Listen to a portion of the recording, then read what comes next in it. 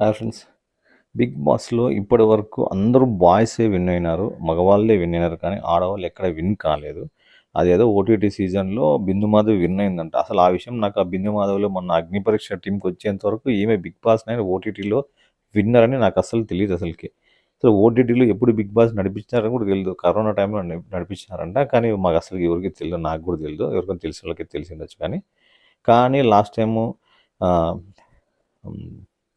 Ladies win కావాల్సిండేది. దాని పేరేదో గుర్తు రావడంలే. యాంకర్. సో, ఇప్పుడు తనుజ అయితే విన్ కావాల్సిండేది. ఎందుకంటే ఫస్ట్ నుంచి లాస్ట్ ఇంక బిగ్ బాస్ 90% అయిపోయింది.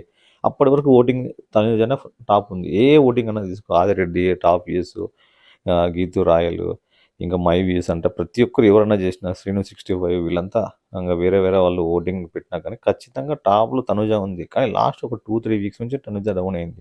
ఖచ్చితంగా ఈ సీజన్‌లో తనుజ కంపల్సరీ లేడీస్‌లో విన్ అవుతుందని నేను అనుకున్నా. ఎందుకంటే ఒకసారన్నా అమ్మాయిలు విన్ కావాలనేసి నేను కూడా కోరుకున్నా ఖచ్చితంగా. ఈసారి ఖచ్చితంగా తనుజ అవుతుందని అనుకున్నా.